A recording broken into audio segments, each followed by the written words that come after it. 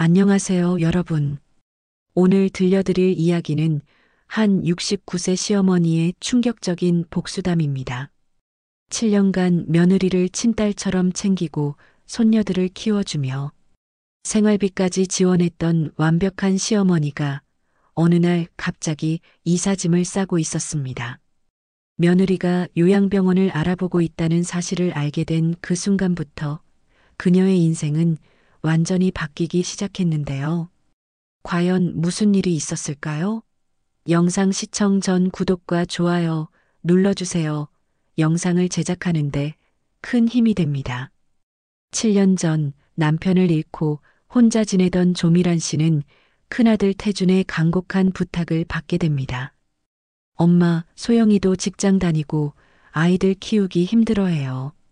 함께 살면서 도와주실 수 있을까요? 미란 씨는 한치의 망설임도 없이 대답했습니다. 그럼 물론이지. 사실 그녀에게는 남다른 이유가 있었거든요. 40년 전 그녀 자신이 며느리였을 때 받았던 차가운 대우를 기억하고 있었기 때문입니다. 시어머니로부터 받은 서운함을 자신의 며느리에게는 절대 물려주지 않겠다고 다짐했었죠. 빨래도 따로 하고 밥상도 따로 받던 그때가 얼마나 서러웠는데 내 며느리한테는 그런 일 없게 해주자. 미란 씨는 마음속으로 다짐했습니다. 아들 부부와 함께 살기 시작한 첫날, 미란 씨는 새벽 5시부터 일어나 정성스럽게 아침을 준비했습니다. 며느리 소영이 좋아한다던 미역국과 계란말이, 그리고 손녀들을 위한 도시락까지. 어머님, 이렇게까지 안 하셔도 되는데요. 소영이 미안해하며 말했습니다. 뭔 소리야, 가족인데. 그리고 너 직장 다니느라 힘들잖아. 미란 씨는 환하게 웃으며 대답했습니다. 그때만 해도 이 모든 정성이 언젠가 독이 될 줄은 꿈에도 몰랐거든요. 매일 아침 6시 손녀들을 학교에 보내고 나면 미란 씨의 하루가 본격적으로 시작됩니다. 빨래, 청소, 장보기는 기본이고 저녁에는 며느리가 좋아할 만한 음식을 생각하며 메뉴를 짜곤 했습니다. 오늘은 갈비찜 어때? 아니면 생선조림? 점심시간에는 혼자 간단히 때우고 오후에는 손녀들이 학교에서 돌아오기 전에 간식을 준비했습니다. 직접 만든 호떡이나 군고구마, 때로는 케이크까지. 할머니가 만든 건 정말 맛있어요. 손녀들의 밝은 웃음소리가 집안을 가득 채웠습니다. 저녁 7시 며느리 소영이 퇴근하면 미란 씨는 이미 따뜻한 저녁 식사를 준비해 놓고 기다리고 있었습니다. 어머님, 오늘도 고생 많으셨어요. 고생이 뭐야, 가족인데. 이런 대화가 매일 반복됐습니다. 주말에는 더욱 바빴습니다. 며느리가 친구들과 만나거나 남편과 둘만의 시간을 보낼 수 있도록 손녀들과 공원에 가거나 영화를 보러 다녔죠. 애들이 할머니를 정말 좋아해요. 소영이 고마워할 때마다 미란 씨는 뿌듯했습니다.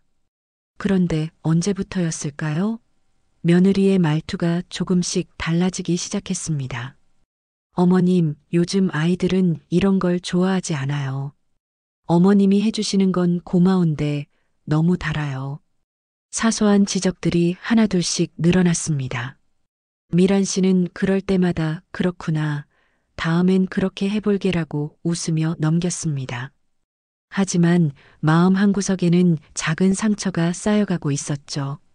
한 가지 더 특별한 일이 있었습니다. 미란 씨는 생활비도 대부분 지원하고 있었어요. 시장을 보거나 아이들 학용품을 살 때도 가족 외식을 할 때도 미란 씨 카드로 결제했습니다. 어머님이 쓰시라고 하셨잖아요. 소영이 자연스럽게 말할 때마다 미란 씨는 당연하지 하며 웃었습니다. 그때만 해도 이 모든 것이 당연하다고 여겼거든요. 가족이니까 며느리가 힘들까봐, 손녀들이 불편할까봐. 하지만 정작 자신이 불편한 건 생각하지 못했습니다. 어느 날 밤 혼자 누워서 천장을 바라보며 미란 씨는 문득 생각했습니다. 내가 정말 행복한가? 하지만 그 생각을 금세 지워버렸죠. 가족이 행복하면 나도 행복한 거야. 하지만 이미 작은 균열이 시작되고 있었습니다. 그리고 그 균열은 곧 돌이킬 수 없는 파국으로 이어질 예정이었는데 과연 어떤 일들이 기다리고 있었을까요? 미란 씨의 완벽한 시어머니 생활에 첫 번째 금이 가기 시작한 건 어느 화요일 저녁이었습니다. 며느리 소영이 회사 동료들과 전화 통화를 하는 소리를 우연히 듣게 된 거죠. 네, 저희 시어머니가 집에 계셔서 애들은 잘 봐주시긴 해요. 뭐, 특별히 하시는 일은 없으시니까 시간은 많으시거든요. 미란 씨의 손이 멈췄습니다. 설거지를 하던 중이었는데 접시가 바닥에 떨어질 뻔했죠. 특별히 하는 일이 없다고? 새벽 5시부터 밤 10시까지 집안일을 도맡아 하는데요. 그래도 편하시겠어요. 요즘은 시어머니들도 며느리한테 잘해주시던데 전화 너머에서 친구의 목소리가 들려왔습니다. 그런 것도 있긴 한데 솔직히 좀 답답할 때도 있어요. 제가 뭘 해도 이래라 저래라 하시고 아이들한테도 옛날식으로 가르치시려고 하거든요. 미란 씨는 가슴이 덜컥 내려앉는 걸 느꼈습니다. 자신이 정성스럽게 해주는 모든 것들이 며느리에게는 간섭으로 느껴졌던 것일까요? 다음 날 더 충격적인 일이 벌어졌습니다. 손녀 지은이가 학교에서 친구와 싸우고 왔는데 미란 씨가 친구와 싸우면 안 되지. 먼저 사과하는 게 어때? 라고 말했거든요. 그런데 소영이 발끈했습니다. 어머님, 요즘 아이들은 그렇게 교육하면 안 돼요. 무조건 사과하라고 하시면 아이가 위축돼요. 먼저 지은이 마음을 들어봐야죠. 그래도 예의는 가르쳐야 하는 거 아니야? 어머님은 옛날 방식으로만 생각하세요. 요즘 교육은 달라요. 소영의 목소리에는 짜증이 묻어 있었습니다. 미란 씨는 할 말을 잃었습니다. 두 손녀를 자식처럼 아껴주고 있는데 그것도 잘못된 거라는 건가요? 주말이 되자 더 기가 막힌 일이 벌어졌습니다. 소영의 대학 동창들이 집에 놀러 온 거예요. 미란 씨는 정성껏 전을 부치고 나물을 무쳐서 대접했습니다. 하지만 거실에서 들려오는 대화는 충격적이었어요. 와, 소영아, 시어머니가 요리를 정말 잘하시네. 부럽다. 네, 그런데 너무 기름진 거만 해주세요. 다이어트 중인데 고민이에요. 그래도 좋잖아. 우리 시어머니는 손도 안 대시는데. 그런 건 좋긴 한데. 솔직히 말하면 좀 부담스러울 때도 있어요. 저희가 뭘 하든 다 챙기시려고 하거든요. 부엌에 있던 미란 씨의 얼굴이 빨갛게 달아올랐습니다. 자신이 정성껏 해주는 모든 것들이 부담이었다니요. 우리 시어머니는 취미생활이라도 하시는데 소영이네 시어머니는 뭐 하세요? 글쎄요. 특별히 하시는 건 없는 것 같아요. 그냥 집에서 살림만 하시고. 미란 씨는 뜨거운 눈물이 차올랐습니다. 그냥 집에서 살림만 한다고? 남편이 남긴 재산도 있고 연금도 받고 있으니 경제적으로는 여유가 있지만 그렇다고 자신이 무능한 사람은 아니거든요. 문득 30년 전 생각이 났습니다. 결혼 초기에 미란 씨는 한복 만들기에 뛰어난 솜씨를 가지고 있었어요. 동네에서도 소문이 날 정도였죠. 하지만 아이를 키우고 집안일을 하다 보니 자연스럽게 손을 놓게 되었습니다. 그때 계속했으면 지금쯤 뭔가 했을 텐데. 미란 씨는 혼자 중얼거렸습니다. 더 충격적인 일이 기다리고 있었어요. 며느리의 친구들이 돌아간 후 미란 씨가 설거지를 하고 있는데 소영이 남편에게 하는 말을 들었거든요. 여보, 친구들이 우리 집 음식 맛있다고 하더라. 그런데 솔직히 매일 이렇게 차려주시니까 아이들도 입이 짧아지는 것 같아. 밖에서 먹는 음식은 안 먹으려고 하고. 그래도 엄마가 해주시는 건데.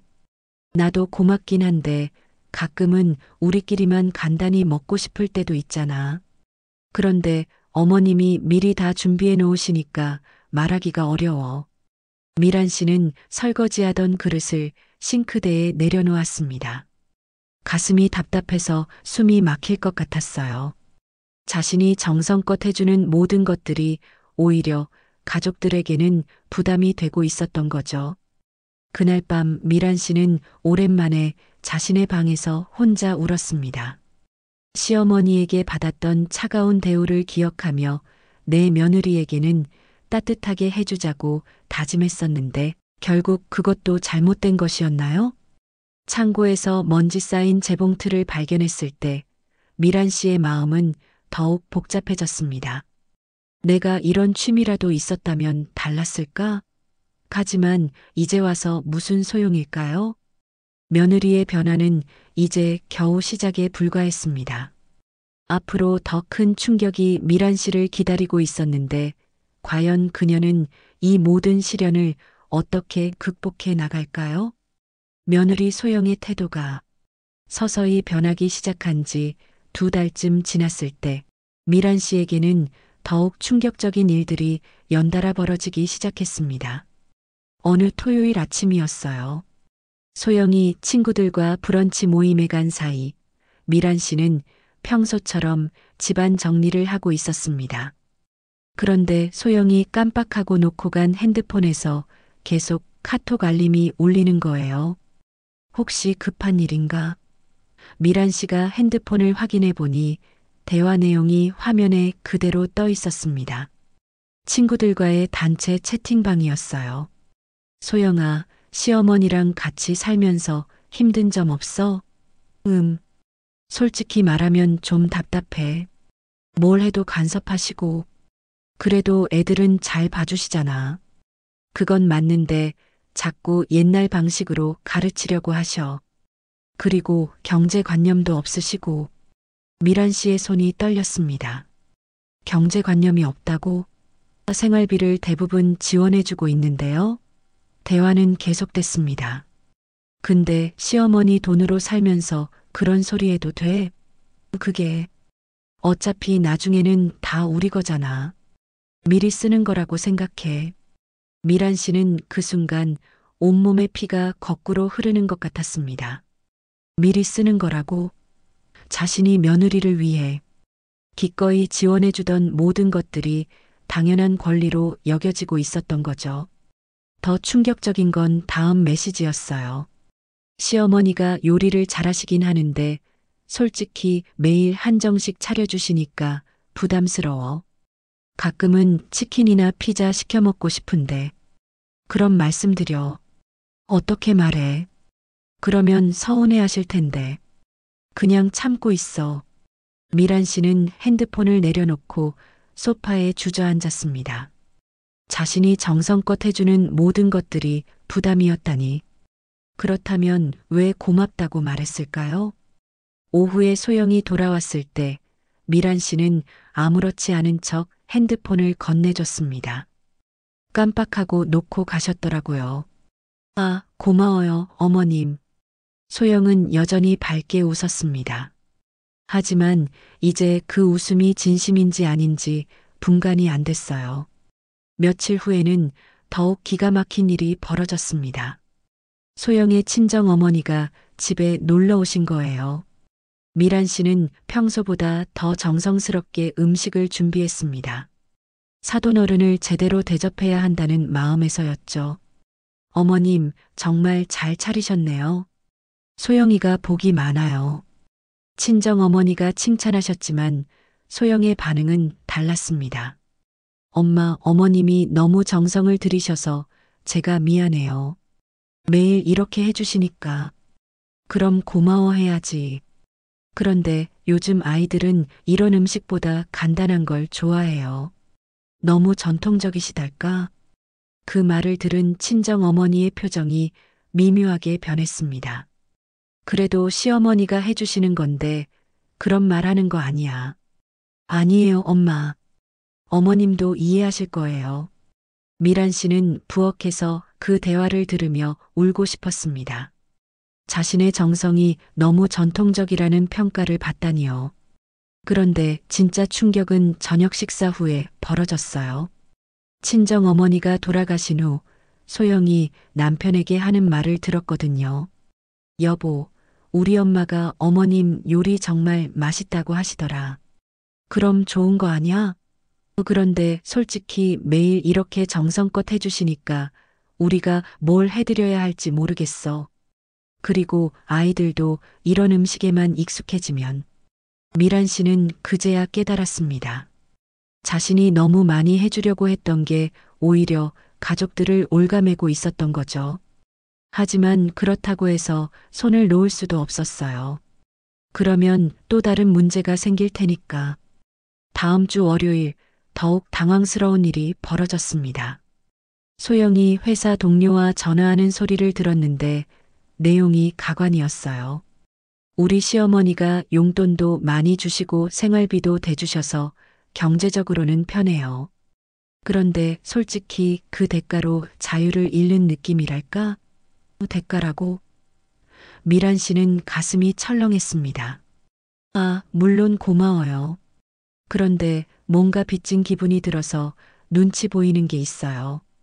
그래서 요즘 남편이랑 독립을 생각하고 있거든요. 미란 씨는 그 순간 머릿속이 하얘졌습니다. 자신이 며느리를 위해 기꺼이 해주던 모든 것들이 결국 빚으로 여겨지고 있었던 거죠.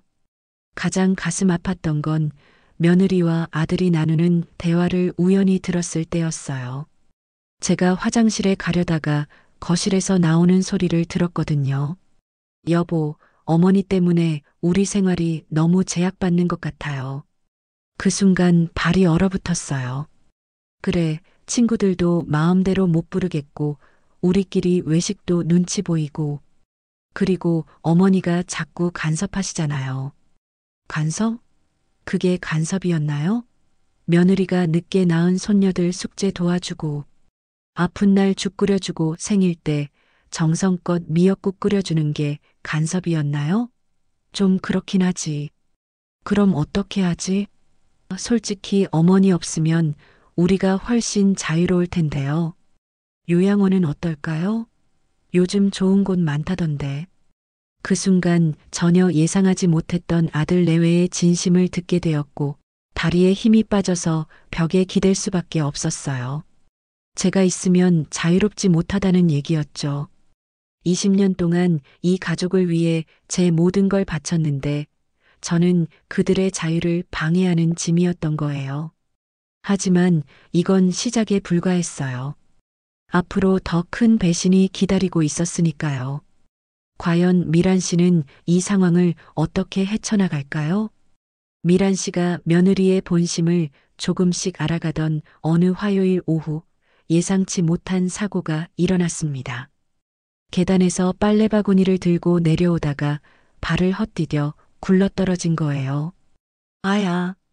심한 통증과 함께 왼쪽 손목이 부자연스럽게 꺾였습니다. 미란 씨는 그 자리에서 일어설 수가 없었어요. 어머님, 마침 학교에서 돌아온 손녀 지은이가 미란 씨를 발견했습니다. 할머니, 괜찮으세요? 엄마한테 전화 드릴게요. 소영에게 연락이 갔지만 첫 반응은 예상과 달랐어요. 지금 중요한 회의 중인데 일단 119 불러서 병원에 모시고 나는 회의 끝나고 갈게요. 결국 이웃집 아주머니의 도움으로 응급실에 가게 됐습니다. 엑스레이 결과 손목 골절로 수술이 필요하다는 진단이 나왔어요. 보호자분이 와야 수술 동의서에 사인할 수 있는데요. 간호사가 말했습니다. 1시간 후에야 소영이 허겁지겁 도착했어요. 어머님 괜찮으세요? 회의가 길어져서. 괜찮다. 수술해야 한댄다. 미란 씨는 아픈 손목을 부여잡으며 말했습니다. 수술 후 병실에서 정신을 차렸을 때 옆 침대에 입원한 할머니를 보게 됐어요. 그 할머니의 며느리는 정말 극진했습니다. 어머님, 물 드릴까요? 아프시면 말씀하세요. 며느리가 시어머니 옆에 바짝 붙어 앉아 등을 쓸어주고 있었어요. 우리 며느리가 정말 효자야. 손자 며느리가 이렇게 잘해주니 내가 무슨 걱정이 있겠어. 할머니가 미란 씨를 보며 자랑스럽게 말했습니다. 미란 씨는 괜히 부러웠어요. 자신의 며느리도 저렇게 해줄 거라고 생각했는데 현실은 달랐거든요. 소영은 수술 당일 잠깐 왔다가 아이들 돌봐야 해서 금세 돌아갔습니다. 어머님 죄송해요. 내일 다시 올게요. 다음 날 오후 소영이 아들 태준과 함께 병문안을 왔어요. 그런데 들어오자마자 나눈 대화가 충격적이었습니다. 엄마 상태가 어때? 태준이 물었어요. 다행히 수술은 잘 됐는데 한 달 정도는 무리하면 안 된다고 하네요. 미란 씨가 대답했습니다. 그때 소영이 한숨을 쉬며 말했어요. 그럼 한 달 동안 어머님이 집안일을 못 하신다는 거네요? 그렇게 될 것 같아. 미란 씨의 대답에 소영의 표정이 어두워졌습니다. 그럼 그동안 애들은 어떻게 봐요? 저도 회사 다녀야 하는데. 미란 씨는 그 순간 가슴이 서늘해졌습니다. 자신이 다쳐서 병원에 누워 있는데 걱정하는 건 집안일과 육아였던 거예요. 파출부라도 구해야겠네. 태준이 말했습니다. 파출부요? 돈이 얼마나 드는데요? 소영이 인상을 찌푸렸어요. 차라리 제가 휴가를 내든지. 너 휴가 내면 회사에서 눈치 볼 텐데. 그럼 어떻게 해요? 어머님은 언제쯤 괜찮아지실까요? 미란 씨는 말문이 막혔습니다.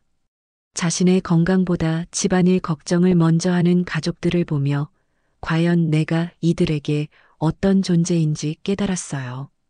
나는 괜찮으니까 너희들 걱정 말고 알아서 해. 미란 씨가 쓸쓸하게 말했습니다. 그날 저녁 태준과 소영이 돌아간 후 미란 씨는 혼자 눈물을 흘렸어요. 옆 침대 할머니의 며느리는 저녁까지 챙겨와서 먹여주고 있는데 자신은 병원 도시락으로 혼자 식사를 해야 했거든요. 할머니, 괜찮으세요? 간호사가 걱정스럽게 물었습니다. 네, 괜찮아요. 미란 씨는 억지로 웃으며 대답했습니다. 일주일 후 퇴원하던 날 더욱 충격적인 일이 벌어졌어요. 소영이 데리러 와서 집까지 데려다 주긴 했는데 집에 도착하자마자 한 말이 가관이었습니다. 어머님 정말 죄송한데 내일부터 또 회사 나가야 해서요. 혹시 집안일은 언제쯤 하실 수 있을까요? 의사가 한 달은 무리하지 말라고 했잖아. 그럼 그 한 달 동안 저희가 어떻게 살아요? 아이들 도시락도 싸야 하고 저녁도 해야 하고. 미란 씨는 그제야 깨달았습니다. 자신이 이 집에서 차지하는 위치가 정확히 무엇인지를요. 가족이 아니라 무료 가정부였던 거예요. 소영아, 내가 좀 해봐. 나도 처음엔 다 서툴렀어. 어머님은 평생 하셨으니까 쉬우시겠지만 저는 회사도 다녀야 하고 정말 힘들어요. 그 말을 들으며 미란 씨는 웃음이 나왔어요. 며느리 시절에 자신도 똑같이 힘들었는데 그때는 아무도 도와주지 않았거든요. 병원에서 일주일을 보내며 미란 씨는 많은 생각을 했어요. 과연 자신이 이 가족에게 정말 필요한 존재일까? 아니면 그냥 편리한 도구일까?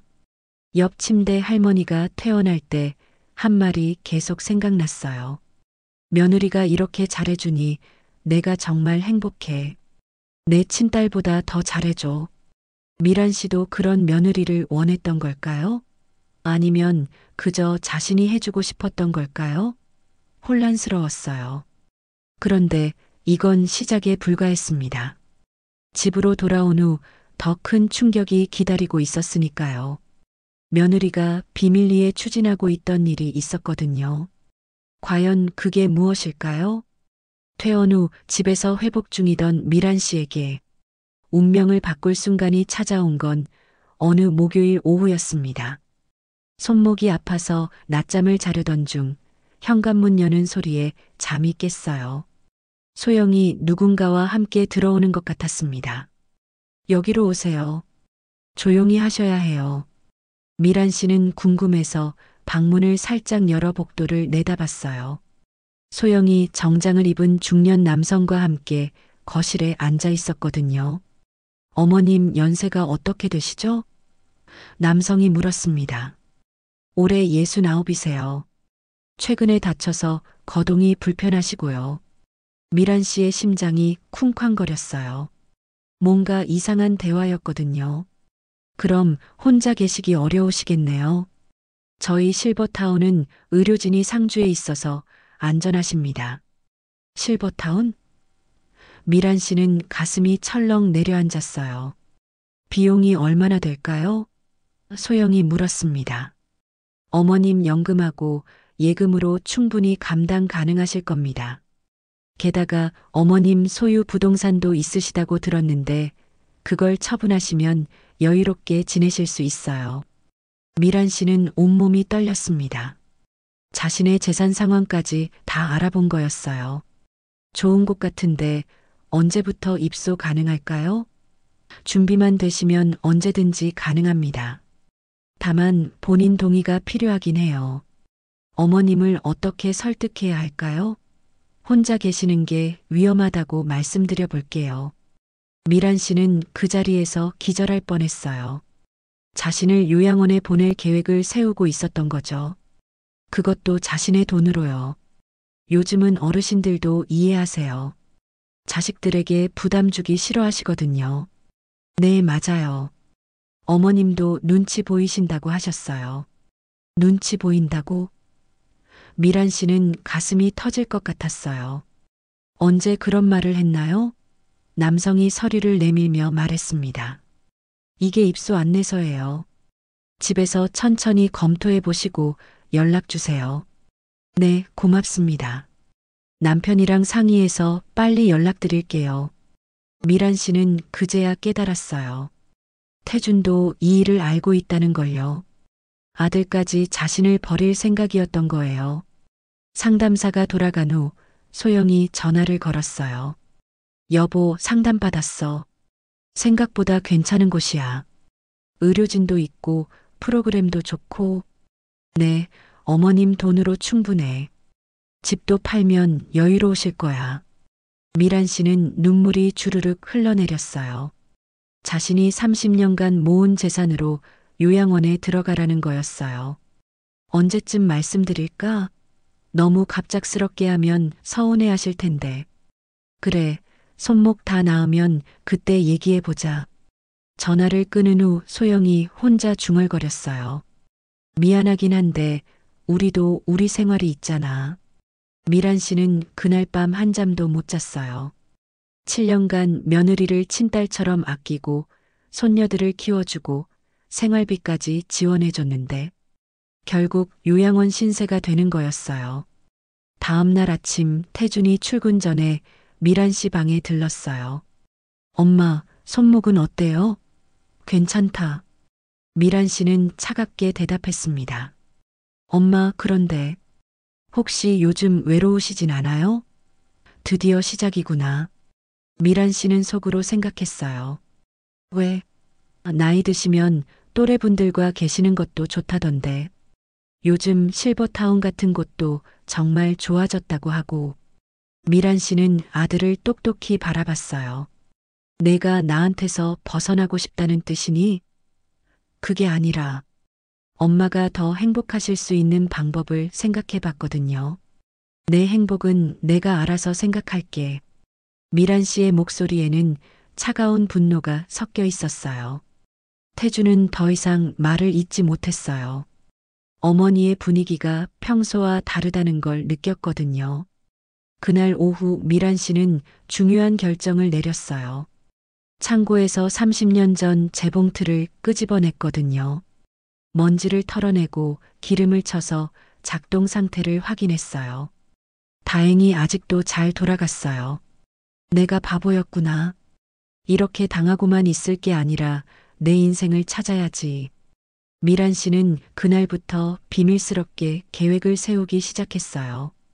요양원에 들어가는 대신 자신만의 새로운 삶을 시작하기로 한 거죠. 하지만 이건 복수의 서막에 불과했어요. 미란 씨가 준비한 진짜 반격이 무엇인지 아들과 며느리는 전혀 예상하지 못했거든요. 과연 어떤 일이 벌어질까요? 실버타운 상담을 엿듣고 난 후 미란 씨의 마음속에는 분노와 함께 묘한 각성이 일어났습니다. 30년 전 신혼 시절의 기억이 선명하게 떠오르기 시작한 거예요.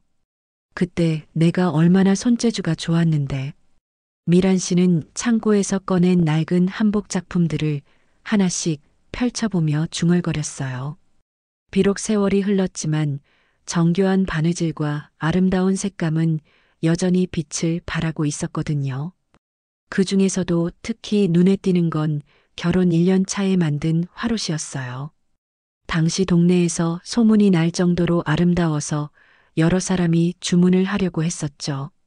하지만 시어머니가 며느리가 돈벌이에 신경 쓰면 안 된다며 반대했고 미란 씨는 결국 손을 놓게 되었던 거예요. 바보같이 왜 그때 포기했을까? 미란 씨는 한숨을 쉬었어요. 하지만 이제라도 늦지 않았죠. 다음 날 미란 씨는 용기를 내서 30년 전 한복교실 친구였던 정수기에게 전화를 걸었어요. 미란아? 정말 오랜만이다. 어떻게 지내? 응, 그럭저럭. 그런데 정수가 너 아직 한복이래? 물론이지. 요즘 대박이야. 젊은 애들이 한복에 관심이 많아져서 주문이 밀려. 특히 웨딩 한복은 예약이 6개월 대기야. 미란 씨의 마음이 두근거렸어요. 정말? 너도 그때 솜씨가 얼마나 좋았는데. 왜 그만뒀어? 아직도 아까워. 애 키우고 살림하느라. 에이, 그런 핑계. 지금이라도 다시 시작해. 나 혼자서는 일 감당이 안 돼서 같이 할 사람 찾고 있었거든. 그 말을 듣고 미란 씨는 가슴이 뛰었어요. 정말? 나 같은 사람도 괜찮을까? 뭔 소리야? 너 손재주가 얼마나 좋은데. 일단 만나자. 내 작업실에서. 이틀 후 미란 씨는 30년 만에 친구의 한복 작업실을 찾았어요. 작은 공간이었지만 곳곳에 아름다운 한복들이 걸려 있었고 젊은 여성들이 드나들며 상담을 받고 있었어요. 와, 정말 대단하다. 미란 씨는 감탄했어요. 이게 뭐야? 너도 다시 시작하면 금방 따라잡을 수 있어. 한번 몸에 밴 건 안 잊어버리거든. 정수기는 미란 씨에게 최근 트렌드를 설명해 줬어요. 요즘은 전통 한복도 좋지만 현대적으로 개량한 디자인도 인기야. 일상복으로도 입을 수 있게 만든 거지. 그런 것도 있구나. 그리고 한복 체험이나 클래스도 해. 외국인들이나 젊은 사람들이 직접 배우러 와. 너 같은 베테랑이 가르치면 딱 좋을 텐데. 미란 씨는 점점 흥미가 생겼어요. 단순히 바느질만 하는 게 아니라 사람들에게 전통을 가르치고 함께 나누는 일이었거든요. 그런데 창업 비용은 얼마나 들까? 많이 들지 않아. 작은 공간 하나 임대하고 재봉틀 몇 대, 기본 재료들. 3천만 원 정도면 충분해. 미란 씨는 마음속으로 계산해 봤어요. 자신의 예금과 적금을 합치면 그 정도는 충분했어요. 게다가 집도 있으니 걱정 없었죠. 미란아, 정말 고민해봐. 나이 들어서 새로운 시작한다고 늦은 거 아니야. 오히려 경험이 있으니까 더 좋은 작품을 만들 수 있어. 집으로 돌아오는 길에 미란 씨는 마음이 한결 가벼워졌어요. 오랫동안 잊고 있었던 꿈이 다시 살아나는 기분이었거든요. 그런데 집에 들어서자마자 소영의 목소리가 들려왔어요. 여보, 어머님이 요즘 이상해. 어디 다녀오셨는지 물어봐도 대답을 안 하시고 몸이 아프셔서 그런 거 아닐까? 아니야. 뭔가 다른 것 같아. 표정도 예전과 달라졌고 혹시 우리가 실버타운 알아본다는 걸 눈치채신 건 아닐까? 미란 씨는 현관에서 그 대화를 듣고 피식 웃었어요. 눈치챈 정도가 아니라 완전히 들켰는데 말이죠. 설마 그럴 리가. 우리가 조심스럽게 했는데. 그래도 혹시 모르니까 조심해. 괜히 서운해하시면 나중에 문제될 수도 있어. 서운해한다고? 미란 씨는 속으로 비웃었어요. 서운함을 넘어서 완전히 배신감을 느끼고 있었거든요. 그날 밤 미란 씨는 중요한 결정을 내렸어요. 더 이상 당하고만 있지 않겠다는 거였죠. 내일부터 본격적으로 독립계획을 세우기로 했어요. 먼저 작은 상가를 임대하고 한복 아틀리에를 차릴 거였어요. 그리고 아들 부부가 실버타운 얘기를 꺼내기 전에 먼저 선수를 치는 거죠. 요양원에 보낼 생각이라면 내가 먼저 나가주지. 미란 씨는 결연한 표정으로 중얼거렸어요. 이제 진짜 전쟁이 시작되는 거였죠. 미란 씨가 한복 사업을 준비하며 마음을 다잡고 있던 어느 금요일, 운명의 순간이 찾아왔습니다. 태준과 소영이 주말 부부 여행을 떠나기로 한 거예요. 어머님, 저희 이틀 동안 부산 다녀올게요. 아이들 부탁드려요. 소영이 말했습니다. 응, 잘 다녀와. 미란 씨는 담담하게 대답했어요. 하지만 속으로는 이번이 마지막 기회라고 생각했죠. 아들 부부가 떠나자마자 미란 씨는 본격적인 행동에 나섰어요. 먼저 이사업체에 전화를 걸었습니다. 내일 이사 가능한가요? 갑자기요? 어느 정도 규모신가요? 짐이 많지 않아요. 개인 물품만 옮기면 됩니다. 사실 미란 씨는 이미 일주일 전에 작은 원룸을 계약해놨어요.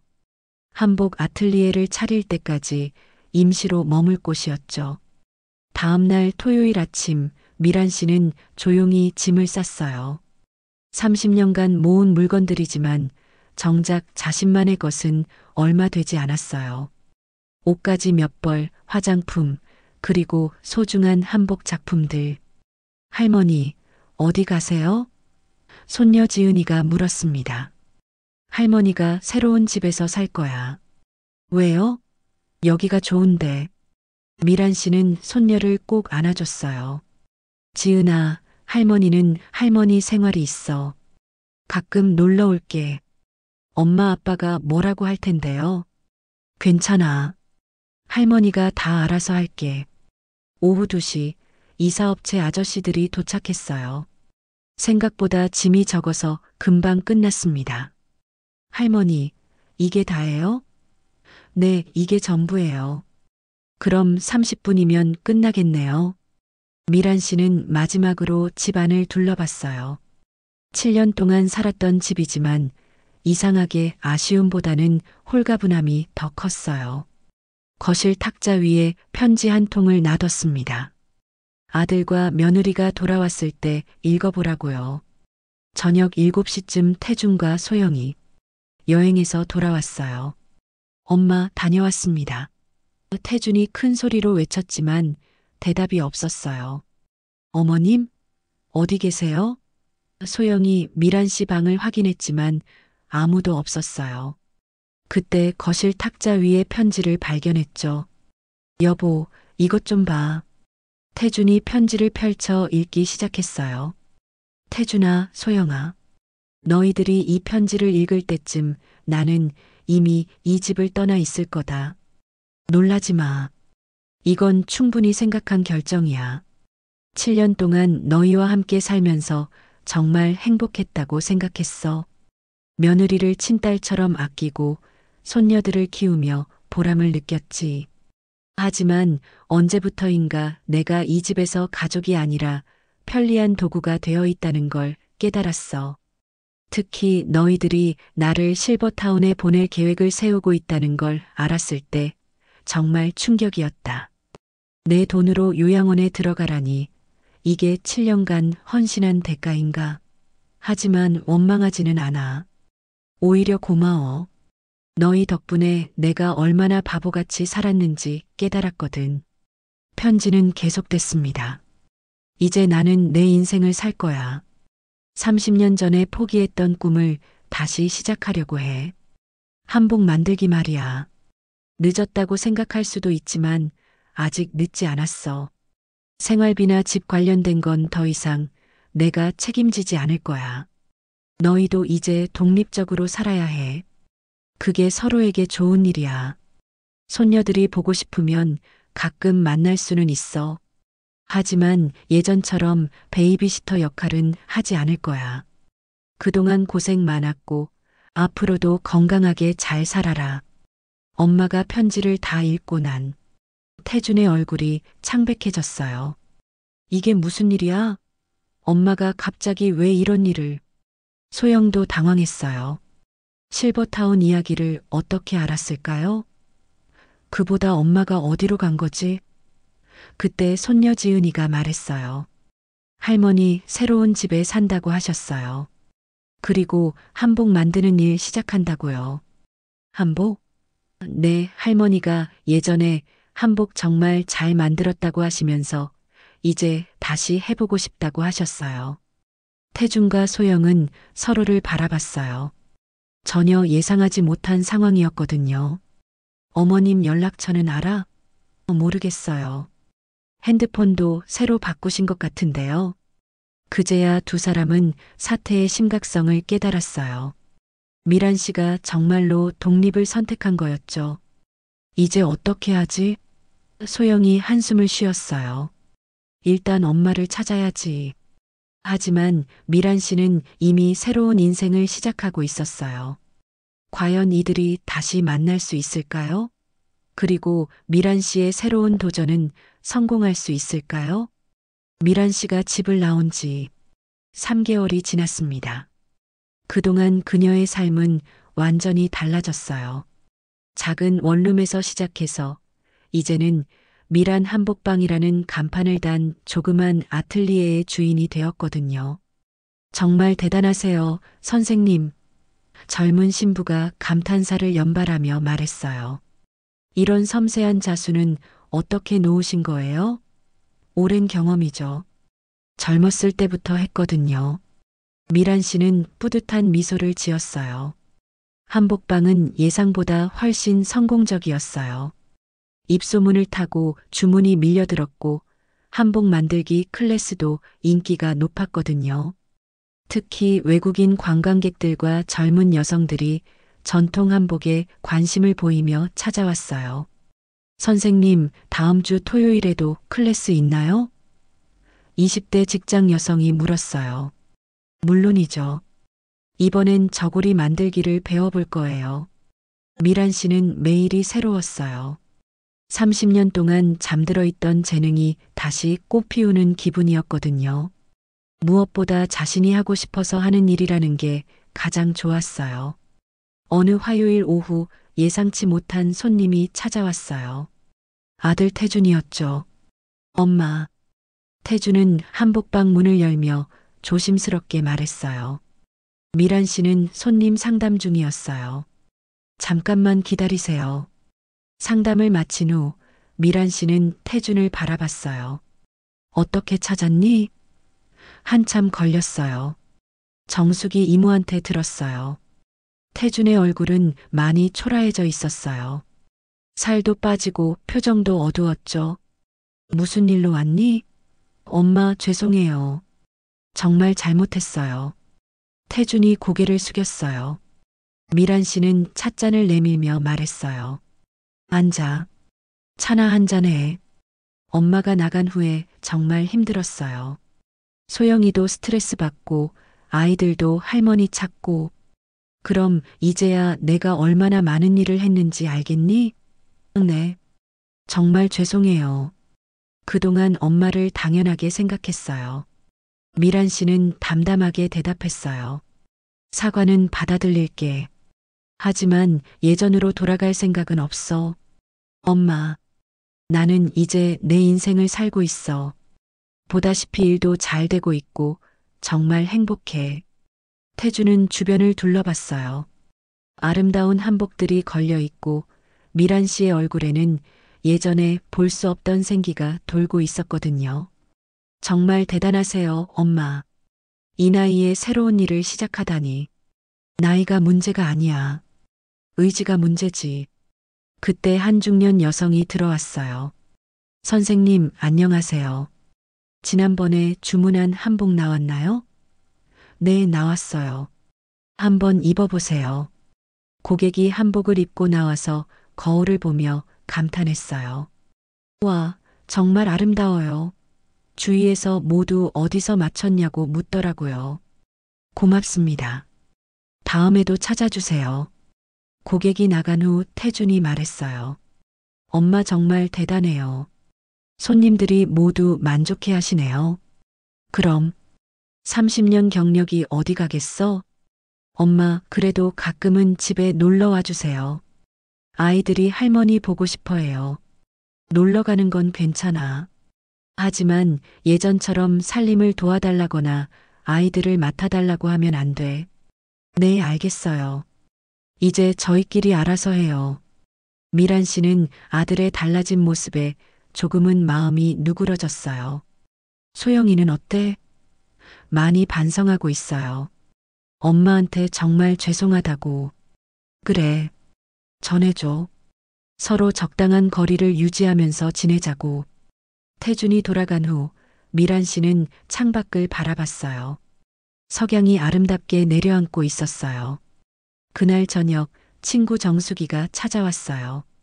미란아, 태준이 왔다며? 응, 사과하러 왔더라. 용서해 줄 거야? 사과는 받아들이지만 예전으로 돌아가지는 않을 거야. 나는 이제 내 인생을 살 거거든. 잘했어. 너 요즘 정말 달라 보여. 훨씬 당당하고 자신감 넘치고. 그치? 나도 그렇게 느껴. 몇 주 후 손녀들이 미란 씨를 찾아왔어요. 할머니, 그 지은이가 달려와서 안겼어요. 우리 지은이 많이 컸네.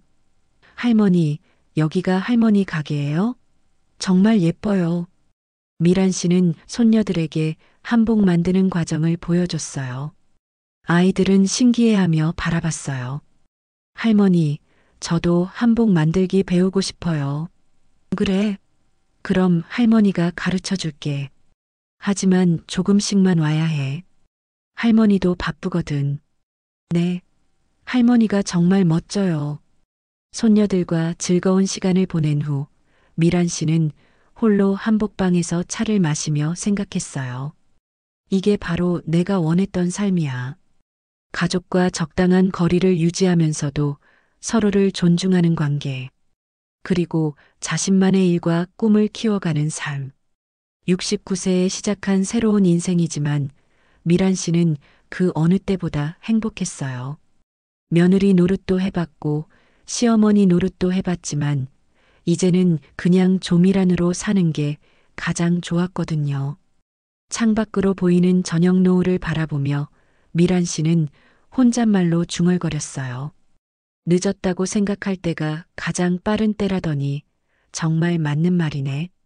미란 씨의 두 번째 인생은 이제 막 시작된 거였어요. 앞으로 어떤 일들이 기다리고 있을지는 아무도 모르지만 분명한 건 이제 그녀가 진짜 자신의 주인이 되었다는 거였죠. 그리고 이 이야기를 듣는 여러분도 혹시 비슷한 상황에 계신다면 기억하세요. 나이는 숫자에 불과하고 진짜 중요한 건 자신을 위해 살 용기를 내는 거라는 거요.